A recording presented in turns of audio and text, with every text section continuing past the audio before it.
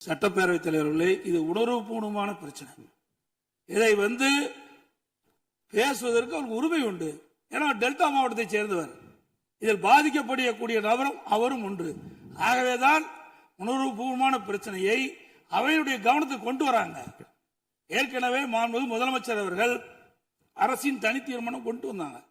அதை இங்கே முன்மொழியப்பட்டு வழிமொழியப்பட்டு விவாதத்துக்கு எடுத்துக் கொள்ளப்பட்டது. அப்பொழுது திருத்திய அந்த வாசகத்தை சேர்க்கப்படவில்லை. மாண்புமிகு முதலமைச்சர் பதில் உரையில் தான் அந்த திருத்தத்தை அவர் வாசித்தார். அதைத்தான் திருத்தப்பட்டதைத்தான் நாங்கள் எதிர்க்கிறோம், வேற ஒன்றும் அல்ல. மாண்புமிகு உறுப்பினருக்கு ஒரு சொல்ல விரும்புகிறேன். உணர்வுபூர்வமான பிரச்சனையில் உணர்ச்சி வசப்படாமல் பேசுங்கள் என்றுதான் நான் காலையில் குறிப்பிட்டேன்.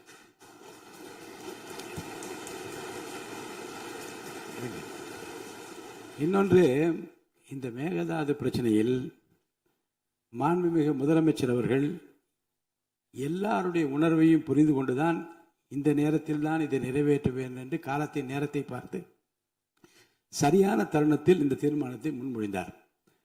தீர்மானத்தை முன்மொழிகிற போது எதிர்க்கட்சி தலைவர் ஒரு திருத்தத்தை கொடுக்கிறார். அந்த திருத்தத்தை ஏற்றுக்கொண்டு திருத்தங்களோடு அது முன்மொழியப்படுகிறது. அதை நான் அறிவிக்கிறேன். திருத்தங்களை எதிர்க்கட்சி தலைவர் விரிவாக விளக்கமாக பேசியது இந்த அவையில் இருக்க எல்லோரும் கேட்டீர்கள். அவர் பேசுகிற போதே அவரை குறுக்கிட்டு நீங்கள் இந்த திருத்தத்தை நாங்கள் ஏற்றுக்கொள்வதாக இல்லை என்ற கருத்தை சொல்லி இருந்தால் அதை விவாதத்திற்கு விட்டிருக்கலாம். இன்னும் அலசி ஆராய்ந்து பார்த்து கூட அதை சேர்த்திருக்கலாம். யாரும் எதிர்ப்பு தெரிவிக்கவில்லை. அடுத்து நான் திருத்தங்களோடு இந்த தீர்மானம் அவையின் முடிவுக்கு விடப்படுகிறது, ஏற்போர் ஆம் என்று சொல்லுகிற போது கூட எழுந்து நின்று இதில் எங்களுக்கு ஏற்புடையது அல்ல என்று தாங்கள் கூறியிருந்தால் பொருத்தமாக இருந்திருக்கும். அனைத்து கட்சியினரும் எதிர்பார்க்கிற, எல்லோரும் ஒற்றுமையாக இருக்கிறோம் என்று தமிழ்நாடே பார்த்து கொண்டிருக்கிற, தமிழ்நாட்டிலே எல்லா சட்டமன்ற உறுப்பினரும் சில மாநிலங்களெல்லாம் முன்பு ஒப்பிட்டு பேசுவோம். அந்த மாநிலத்தை பாருங்கள், எல்லோரும் ஒற்றுமையாக இருக்கிறார்கள். இந்த மாநிலத்தை பாருங்கள், எல்லோரும் ஒற்றுமையாக இருக்கிறார்கள். தமிழ்நாட்டில் இப்படிப்பட்ட ஒற்றுமை வேண்டுமே என்று ஏங்கிக் கொண்டிருக்கிற மக்களுக்கு எல்லோரும் ஒரு சேர நின்று ஒரு தீர்மானத்தை ஆதரித்த ஆம் என்று சொல்லிய பிறகு அந்த தீர்மானத்தை ஒட்டி இங்கு பேச அனுமதிப்பு மறவது அல்ல. விதிகளிலும் அது இல்லை. இருந்தாலும் கூட ஏன் அனுமதித்தேன் என்றால், நீ உரிமை பிரச்சனை என்று காலையில் கொடுத்தீர்கள். அந்த உரிமை பிரச்சனையை எழுப்பதற்கு நான் அனுமதி தருகிறேன். அவை முடிவதற்குள்ளாக அனுமதி தருவேன், அமருங்கள் என்று நான் சொன்னேன். நீங்கள் வெளியேறிய பிறகு இங்கே உறுப்பினர் கருத்தை எல்லாம் தெரிவித்தார்கள். மாண்புமிகு நீர்வளத்துறை அமைச்சர் விளக்கமாக இன்னும் விரிவாக மக்கள் ஏற்றுக்கொள்ளத்தக்கவே அந்த விளக்கத்தை எல்லாம் அளித்தார். அதைவிடவும் பொதுப்பணித்துறை அமைச்சர் சட்ட ரீதியாக என்னென்ன நடவடிக்கைகள்லாம் ஏற்றுக்கொண்டார்கள். திராவிட முன்னேற்ற கழக ஆட்சியில் எப்படி ஒருங்கிணைப்பாக இருந்து இந்த கருத்துக்களை எல்லாம் சொன்னார்கள். முன்னால் அனைத்து இந்திய அண்ணா திராவிட முன்னேற்ற கழக ஆட்சியிலே என்ன நடந்தது என்று இந்த பிரச்சனையில் அடிப்படையில் இருந்து நுனிவரை எல்லா விஷயங்களையும் அலசி ஆராய்ந்து பார்த்து இங்கே அவையிலே பேசிவிட்டார்கள். என்னை பொறுத்த வரைக்கும் மேகதாது பிரச்சனை பற்றி திரும்ப பெற்றுக்கொள்ளுங்கள் என்ற வார்த்தையோ, திருத்தங்களை ஏற்றுக்கொள்ள மாட்டோம் என்று சொல்லுகின்ற வார்த்தையோ உகந்தது அல்ல. மக்களும் ஏற்றுக்கொள்ள மாட்டார்கள், மாமன்றமும் ஏற்றுக்கொள்ளாது. எனவே அருள் கூர்ந்து அதை நீங்கள் தவிர்த்து விட்டு பேசுமாறு உங்களை அன்போடு கேட்டுக்கொள்கிறேன்.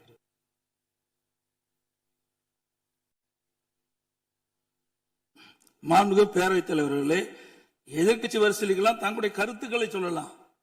ஆனா பதில் உரையில் மாண்புமிகு முதலமைச்சர் குறிப்பிடுகின்ற பொழுது ஏற்கனவே 18/6/2026 அன்று மாண்பு உறுப்பினர் அவர்களுக்கு அரசின் தனி தீர்மானம் அனுப்பி வைக்கப்பட்டது. அதைத்தான் நாங்கள் வரவேற்றோம். அதுதான் எங்க கை கிடைச்சது. ஆனா எதிர்க்கட்சி தலைவர் அவருடைய விருப்பத்தை அவர்கள் குறிப்பிடலாம், அது தவறு கிடையாது. அதுக்கு எல்லாத்துக்கும் உரிமை உண்டு. ஆனால் எழுத்துப்பூர்வமாக இந்த திருத்தத்தை வலியுறுத்தி பேசினார, அவர் பேசுகிற போது சொன்னாரு, விளக்கமா சொன்னாரு. தலைவர்கள் இப்படி எழுத்துப்பூர்வமாக தெரிவிக்கப்பட்டிருந்தாலும் அந்த அரசின் தீர்மானத்தில் இடம்பெற்றிருக்க வேண்டும், இடம்பெறவில்லை. ஆகவே திருத்தம் கொண்டு வருகின்ற பொழுது அதை தங்களுடைய அனுமதி பெற்று முதலமைச்சர்கள் முன்மொழிந்து வழிமொழியப்பட்டு விவாதிக்கப்பட்டு ஓட்டெடுப்பு விடப்பட்டு பிறகுதான் அந்த திருத்தத்தை இடம்பெற செய்ய வேண்டும். அதுதான் விதி 104 சொல்லுது. அதைத்தான் நான் குறிப்பிடுறேன், வேற ஒன்றும் கிடையாது. ஆக நீங்கள் விதிகள் படி அதை முறையாக அந்த திருத்தத்தை மேற்கொண்டு முதலமைச்சர் அறிவிக்கப்பட்டிருந்தா எந்த விவரமும் வராது. அது மட்டுமல்ல, நீங்கள் ஏற்கனவே 18/6/2022 26 அன்று மாண்பு உறுப்பினர் அவர்களுக்கு அளிக்கப்பட்ட அரசின் தீர்மானத்தின் அடிப்படையில் தான் எங்களுடைய கருத்துக்கள்லாம் நாங்கள் சொல்லிட்டு வந்தோம். எல்லாம் இங்க இருக்கிற முன்னா இங்க இருக்கின்ற அனைத்து எதிர்க்கட்சி உறுப்பினர்களும் அதான் தெரிவிச்சாங்க. இப்ப கூட அந்த திருத்தத்தை எதிர்த்து உங்களை ஆதரிக்கின்ற கம்யூனிஸ்ட் கட்சிக்காரர்களும் அதான் வலியுறுத்தி பேசினாங்க. பாட்டாளி மக்கள் கட்சியை சேர்ந்தவர்கள் தான் அந்த நடுவர் மன்றம் அமைக்க கூடாது என்ற எதிர்ப்பையும் தெளிவுபடுத்த என்பதை தங்களுடைய கவனத்துக்கு கொண்டு வர